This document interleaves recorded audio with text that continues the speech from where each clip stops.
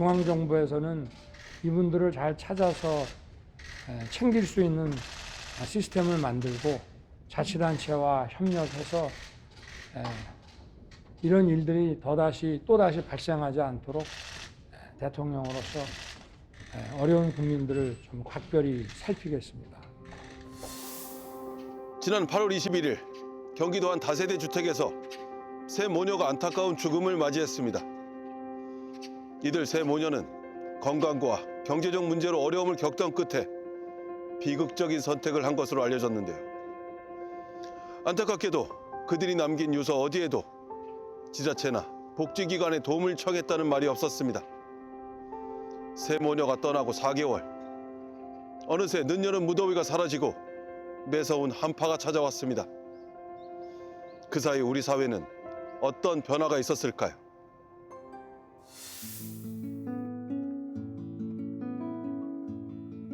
경기도 하남시에 위치한 한 주택에 손님이 들어서는데요. 오늘따라 이 집에 손님이 많습니다. 의뢰대에서 발굴된 우리 대상자를 민간자원 연계해서 이제 주거 환경도 좀 개선해 드리고요. 예, 여러 가지 이제 우리의 자녀들 공부방 조성부터 시작해서 주거 좀 환경을 변화시켜 드리려고 왔어요. 그래서 지금 현재 이제 동주민센터 팀장님도 나오시고 사례를 또 연계를 한 거잖아요. 저희가 그래서 같이 이제 뭐 지원해 줄 수 있는 거 한번 보러 온 거예요. 이 가족은 해외에서 사업을 벌이다 몇 달 전 베트남 아내와 세 딸과 함께 귀국했습니다.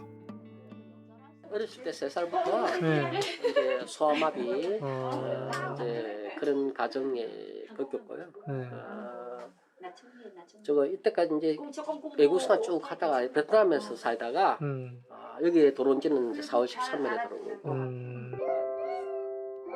불편한 다리를 이끌고 이역만리 타양에서 가족을 위해 누구보다 최선을 다해 살았습니다. 그러나 코로나19라는 복병 앞에서는 무너질 수밖에 없었다는데요. 비빌 언덕 하나 없는 궁핍한 생활. 궁여지책으로 지역 주민센터의 문을 두드렸습니다. 주민센터에 자주 왔다 갔다 하면서 이제 제가 이제 한국에 들어와서 제가 도움받고자 하는 그런 부분들을 갖다가 좀 부탁을 드리는 과정에 거기 이제 주민센터 통해서 이제 연계가 되신 거구나. 예, 그렇습니다.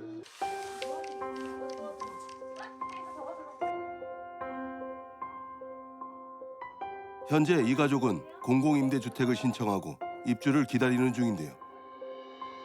대기자가 많아 올 겨울도 창틈 사이로 칼바람이 불어오는 이 집에서 나야 합니다. 어른들이야 어떻게든 견디겠지만 어린 딸들 때문에 걱정이 태산이었는데 선뜻 손을 내밀어준 이들이 있어 한시름 놓습니다. 조금 불편하시더라도 네. 그리고 이제 이거 실측하러 오실 거예요. 네. 오늘도 사이즈를 제로 할 거기 때문에 네, 저야 뭐 고맙죠 뭐 얼마든지요. 이 가족은 작은 용기가 큰 보답으로 돌아온 경우입니다. 그러나 모든 사회 취약계층의 사람들이 이들과 같은 도움의 손길을 받기는 어려운 형편인데요.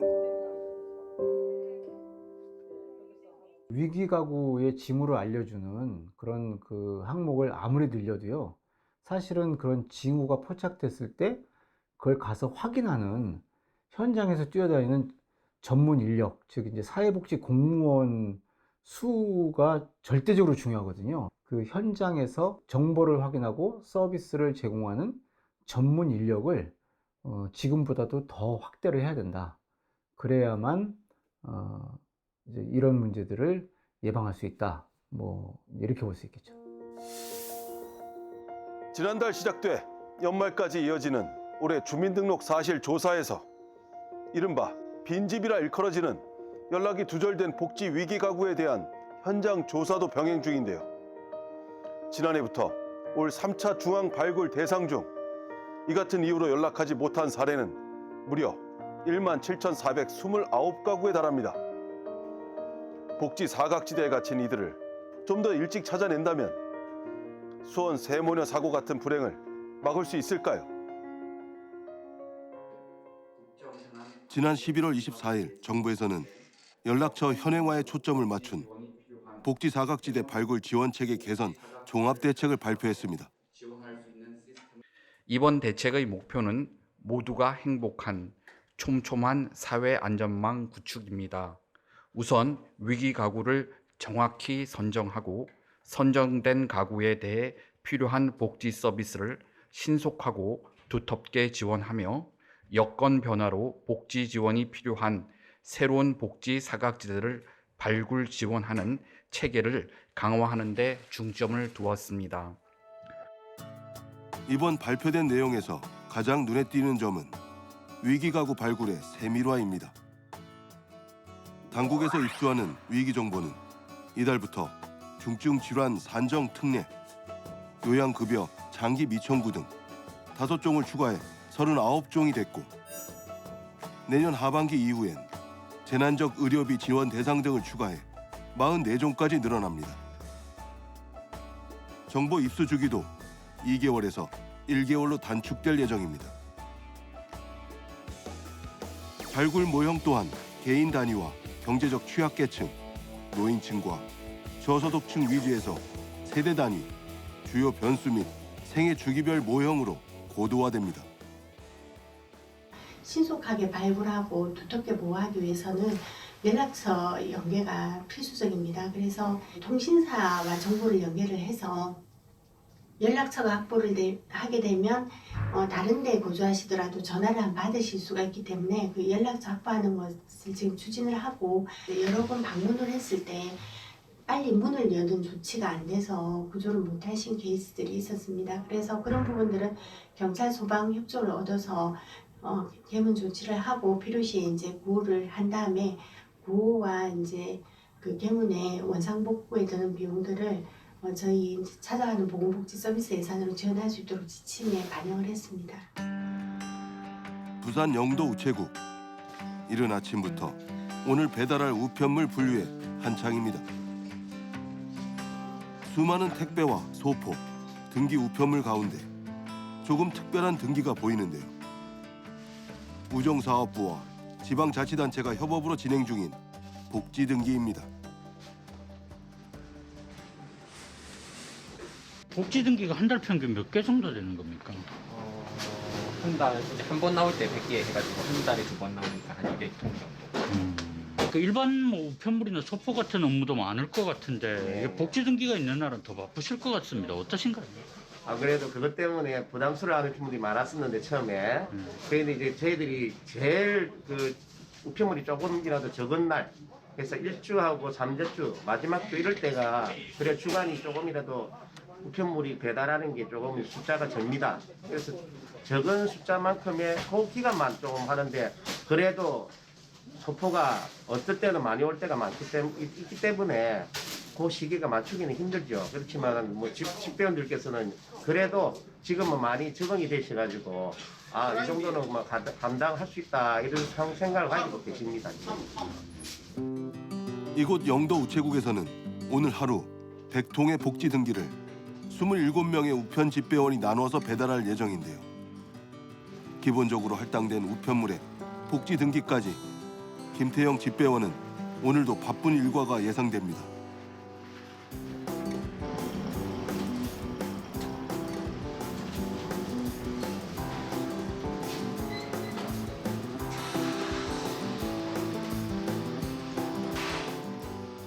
그러면은 오늘 하루 일정은 어떻게 되시나요?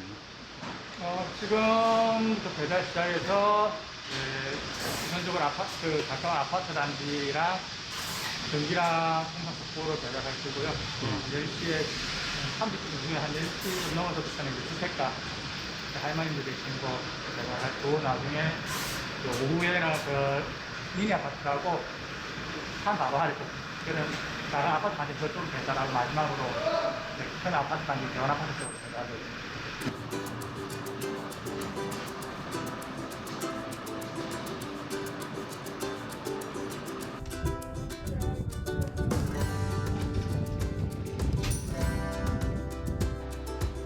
첫 번째 배달지 도착.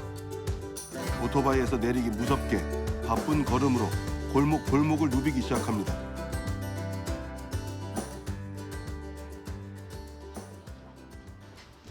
그렇게 한참 후 복지 등기 배달지에 도착했는데요.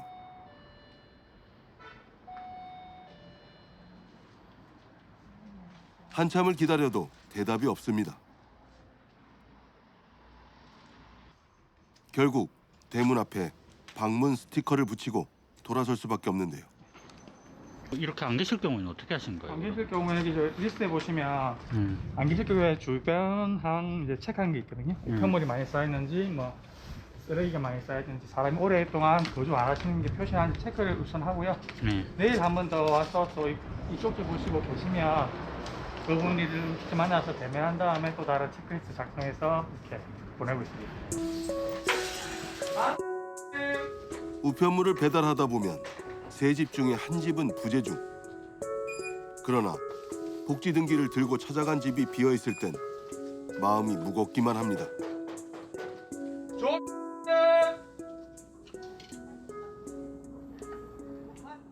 안녕하세요.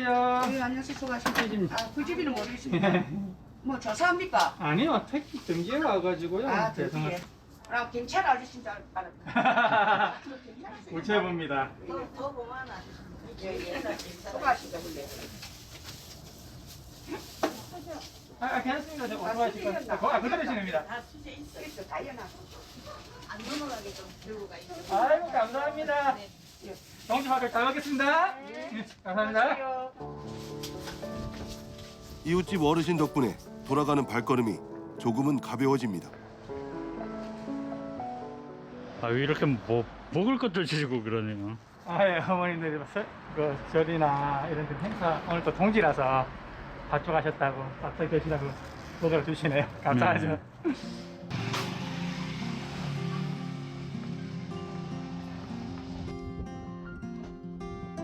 이번에는 공공임대 아파트를 찾았습니다. 복지 등기를 들고 몇 번 방문했던 아파트 단지라서 더욱 신경이 쓰이는 곳인데요.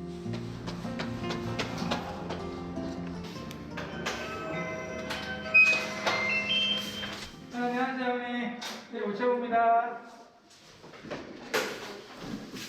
어머니 안녕하세요. 네, 안녕하세요. 부산에서 복지등기라고 했어요. 어르신들 요즘 겨울 어떻게 지내신가 해서 우리 조사 사이에 등기를 보냈거든요. 식사는 잘하고 계시고요. 예, 예. 날 추운데 뭐 다르게 뭐 특별하게 힘든 건 없으시고요. 네. 이름. 어르신들이 대부분 몸이 좋지 않아 내심 걱정했었는데 추운 겨울 별 탈 없이 잘 지내고 계셔서 안심입니다. 감사합니다. 우리 일상에서 뭐 우유 배달, 뭐 야쿠르트 배달, 도시락 배달 이렇게 해서 뭐 아니면 우편물 배달 이래서 이분 그 촉수 같은 접촉을 하는 어떤 촉수 같은 역할을 하시는 분들이 계시거든요. 그런 분들이 그 이제 파악하는 어떤 그 정보, 이제 이런 걸 통해서 또 이제 복지사업지대 발굴 이런 것들이 이루어질 수 있다 이렇게 볼 수 있겠죠. 경기도 하남시에 위치한 푸드뱅크. 식료품이며 생필품이 매장 가득 빼곡하게 진열된 모습이 언뜻 보기엔 여느 마켓과 다를 게 없어 보이지만 이곳 마켓은 조금 특별합니다. 손님들이 원하지 않아도 자꾸만 더 가져가라며 장바구니에 물건을 채워줍니다. 요거 사탕인데요. 네. 혼자들 있으시면 주세요. 여기 모자도 있어요. 모자도 챙겨가세요. 모자. 모자, 앙구라 모자야. 빨간색 모자 어르신들이 잘 어울리실 것 같아요. 예. 조금 특별한 마켓의 영업 비밀은 바로 상호명에 있습니다. 익히 알려진 대로 푸드뱅크는 식품 제조 및 유통기업 혹은 개인으로부터 식품과 생활용품을 기부받아 저소득층에게 제공하는 사회복지 전달 체계인데요. 그중 푸드뱅크 마켓은 기부 물품을 매장에 진열해놓고 이용자들이 직접 찾아와 마치 장을 보듯 물건을 가져갈 수 있게 제공하는 서비스입니다.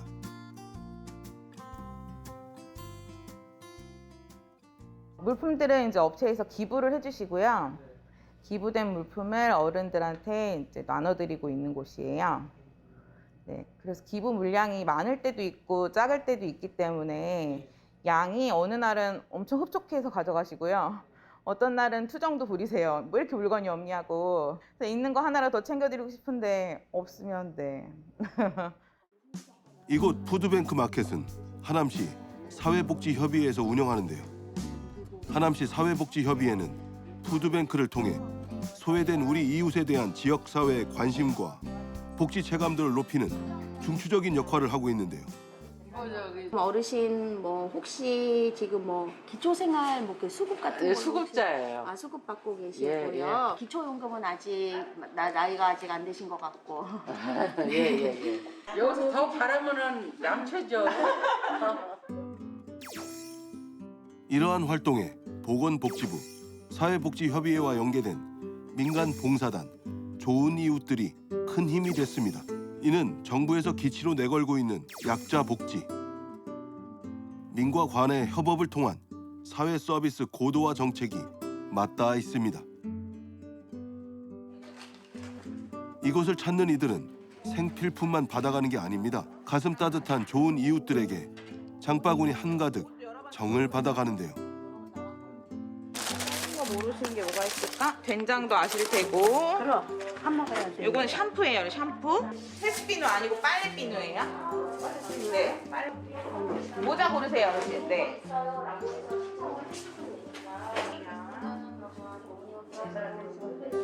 이거 모자 몇 개 가져가도 되지? 모자 한 개. 한 개만 가져가? 네, 여러 개 드리고 싶지만 한 개. 아니 동네 사는 할머니들 하나씩 주면은 좋아하겠어. 그렇게 이곳에서 받아간 정은 온기를 더해 또 다른 이웃들에게 전해집니다. 도움이 많이 되죠. 우선 내가 반찬 덜 사 먹고 또 없는 사람들도 논아주고 수찬에 논아 먹으니까 그 노인네들은 나보다 더 늙었으니까 못 오잖아. 길도 모르고 그리고 나도 인심 쓰니까 좋고 그렇지. 갖고 가면 동네 사람 모여요. 내가 다 안 먹잖아. 주는 그걸 가져가서 또 나누시는구나. 그렇지. 퍼주는 맛에 다니는 거야 나는. 내가 혼자서 얼마나 먹겠어. 뒤늦게 입고된 빵을 들고 갑니다. 아니 난 언니가 다 담아줘서 지금 왔어요, 지금. 얼른 막 쫓아왔네. 봬요? 아유 고마워. 이렇게 가셨는 줄 갔다가. 알고 내년에 봬요. 이제 내년이에요. 네, 이번 달 끝났잖아요. 내년에도 건강하세요. 동장군이 기승을 부리던 한 겨울 어느 날 좋은 이웃들이 양손 가득 생필품 꾸러미를 들고 한 공공임대 빌라를 찾았습니다. 미리 방문 연락을 받은 할머니가 버선발로 마중을 나왔는데요. 예, 날 찾아 어떻게 지내셨어요? 아유 덕분에 잘 지냈지요. 노인네가 이런 거 어떻게 써? 식품이며 생활용품이 가방 한가득. 그러나 선물보다 반가운 건 말동무입니다. 요즘 어떻게? 예, 잘 지내고 있어요 덕분에. 이게 주택이 지금 손녀와 단둘이 생활하는 조선 가정. 거동이 불편한 할머니는 손녀가 아르바이트를 나가고 나면 온종일 말상대 하나 없이 홀로 집에 계신다는데요.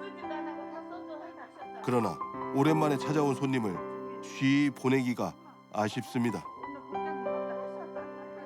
젊은 시절 애를 쓰며 산다고 살았는데도 도통 살림살이가 나아지질 않았습니다. 결국 할머니는 어린 손녀를 데리고 농가주택에서 밭일을 도우며 더부살이를 해야 했는데요. 욕실도 없고 난방도 제대로 되지 않는 열악한 환경. 좋은 이웃들의 도움이 없었더라면 올겨울도 할머니는 매서운 추위와 사투를 벌였을 겁니다. 그래서 사실은 그 이제 주택에서 빨리 어르신을 구출해. 조금 빨리 구조를 해야 구출하는 거예요. 몸도 편하고 국장님. 장성한 자녀가 여럿인 할머니는 어려운 형편에도 불구하고 국가의 도움을 받기란 쉽지 않았습니다. 큰아드님 같은 경우는 사업자가 있는 상태였기 때문에 그 기존의 이력들이 좀 있었어요. 실제로는 뭐 운영을 하고 계시지 않았는데 근데 부양 의무자 기준이 좀 완화되고 실질적으로 어려움이 있는 분한테는 도움을 주자라는 그런 기조가 강화되다 보니까 이제 혜택을 받게 되신 거죠. 실제 2000년 기초생활보장제도 시행 이후 최저 생계 보장에 관한 국가의 책임을 강화했지만 계속해서 빈곤의 사각지대가 발생하는 한계가 드러났는데요. 많은 전문가는 이런 상황이 발생한 원인으로 직계 가족 등이 일정 소득이 있으면 생계급여 등 지원을 받지 못하는 부양 의무자 기준을 지목했습니다. 이에 정부에서는 2017년부터 단계적으로 기초생활보장제도 부양 의무자 제도를 폐지하기 시작했고, 그 결과 지난해 기초생활보장제도 시행 이후 최다 인원이 지원받게 됐습니다. 여전히 빠듯한 살림이지만 할머니의 가정에도 희망이 피어나기 시작했는데요. 내년에는 작으나마 살림살이도 좀 나아질 것을 예상합니다. 기준 중위소득은 대한민국 가구 소득을 1위에서 100위로 나열했을 때 정중앙에 있는 가구의 월 소득액을 말합니다. 이를 통해 생계급여, 주거급여 등 기초생활보장제도뿐만 아니라 학교 급식비, 재난적 의료비 등 복지사업 수급자 선정 기준이 됩니다. 2023년 4인 가구 기준 5.47% 인상되어 540만 964원으로 산출됐습니다. 뿐만 아니라 1인 가구는 6.84%, 2인 가구는 6.01%, 3인 가구는 5.72% 인상된 것을 확인할 수 있는데요.